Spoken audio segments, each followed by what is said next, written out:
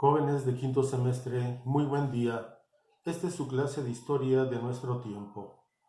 Hoy nos vamos a referir al tema la independencia de los países latinoamericanos. Este hecho también va a ser crucial para el desarrollo y cambio socioeconómico y político a nivel mundial. ¿Por qué? Bueno, recordemos que las dos grandes potencias, Inglaterra y España, habían estado luchando por la supremacía comercial principalmente. Pero con la independencia de las colonias de América, que correspondían a la corona española, obviamente esta última va a perder gran peso económico a nivel mundial. Nos vamos a referir entonces en esta clase en un principio a la situación que existía o prevalecía en las colonias. En los 300 años de vida colonial se desarrollaron nuevas condiciones en los países de la América Latina. En todos ellos existía un sistema semifeudal. Las haciendas comprendían la mayor parte de la tierra de labor y pues se compraba y se vendía poco, con excepción lo que prácticamente era algo de autoconsumo. La masa de la población vivía de hecho como siervos, dependiendo de los señores comendadores, como ya hemos visto. Las prohibiciones implantadas por España impedían el desenvolvimiento del comercio y de la industria. El comercio entre las colonias estaba muy restringido y en algunos casos totalmente prohibido.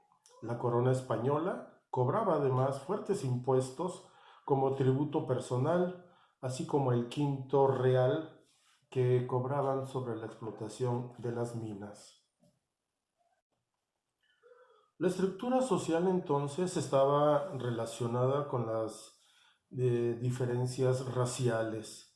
El grupo más privilegiado era el de los españoles peninsulares, quienes disponían de los altos puestos del gobierno civil, religioso y militar. Ellos son los que se repartían prácticamente, por decirlo de una forma, el pastel. ¿Quién era el virrey? Pues era peninsular. ¿Quién eran los arzobispos desde el punto de vista religioso? Peninsulares. ¿Quiénes eran los generales o los almirantes? Los peninsulares. Y los criollos, que además eran los que sabían o tenían acceso a aprender a leer y escribir, e inclusive iban a las universidades en Europa, pues ellos tenían la capacidad de tener la administración de haciendas o ser los sacerdotes, como ya vimos cuando inició el movimiento de independencia, que fueron los criollos los que van a impulsar este movimiento. Y obviamente a nivel militar, pues nunca iban a ser generales, sino llegaban cuando mucho ser capitanes. Entonces esto va a traer una circunstancia de los criollos de un resentimiento. Recuerden, los criollos eran hijos de españoles, pero nacidos en América, por lo tanto eran considerados españoles de segunda. Los criollos, entonces descendientes puros de los españoles nacidos en las colonias, habían desarrollado una conciencia propia que los hacía considerarse americanos y no españoles. Estaban profundamente disgustados porque los impuestos que pagaban eran elevados y además no se empleaban en el beneficio de la colonia.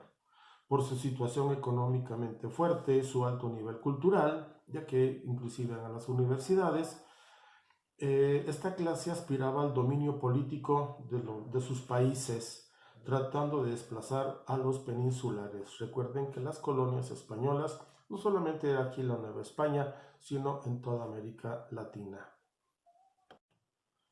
Entonces, en las colonias de América, de la corona española, se contaba un gran número de castas. Las castas eran el resultado de la mezcla de razas. Y entonces, a diferencia de los ingleses que conquistaron o que tenían sus colonias en el norte del país, hoy Estados Unidos, ellos no se mezclaron con los indígenas. Ellos, al contrario, aparte de exterminar a los indígenas, los metieron a reservaciones indígenas y por lo tanto se mantuvieron las castas o las razas, por decirlo de una forma, puras, circunstancia que no sucedió en las colonias españolas, donde los españoles sí se cruzaron con los indígenas, por lo cual surgió una casta llamada mestizos, que somos nosotros.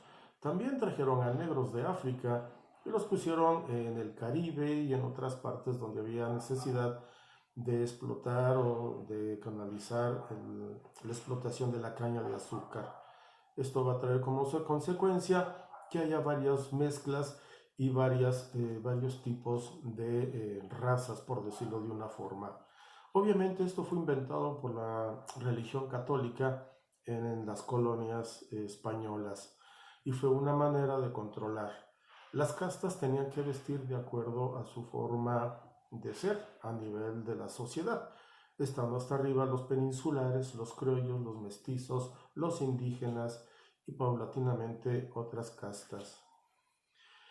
Existía entonces el grupo más oprimido de todos estos, era el indígena, puesto que estaban desposeídos de la mayor parte de sus tierras y sujetos al dominio político y económico de los conquistadores.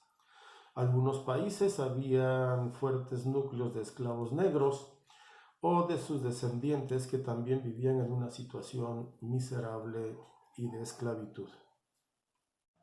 Por lo anterior, existe así una doble contradicción en las colonias. Por una parte, los criollos, quienes quieren la independencia política de sus países, pero conservando obviamente sus privilegios económicos, y se oponían definitivamente a los peninsulares. Y por otro se encuentran las castas. Y estos deseaban no solamente la independencia, sino también una profunda reforma social que obviamente les dieran algunos derechos frente a los conquistadores y a los criollos. Los países latinoamericanos tenían a principios del siglo XIX aproximadamente 14 millones de habitantes. Una minoría de estos eran peninsulares y criollos. Y obviamente la mayoría estaba conformada por indios y castas. Y había una pequeña población, principalmente en el Caribe, en lo que hoy es Colombia, en lo que hoy es Venezuela, Panamá, en Centroamérica, donde también habían raza negra. Esto va a traer como consecuencia que inicie un movimiento de independencia de las colonias. Prácticamente va a ser casi al mismo tiempo, motivado por la invasión de Napoleón Bonaparte a España y la destitución del rey Carlos IV en favor de su hijo Felipe VII, y este último va a abdicar en favor de Napoleón Bonaparte. Por lo que aquí en América pues se preguntaron inclusive los peninsulares que ellos habían jurado obediencia a un rey español, pero cuando ya fue un rey extranjero, en este caso francés, Napoleón Bonaparte, entonces ya no había necesidad de ello, lo cual va a iniciar un movimiento de independencia en todas las colonias de España en América. Gracias por su atención, no olviden enviar sus evidencias. Tengan buen día.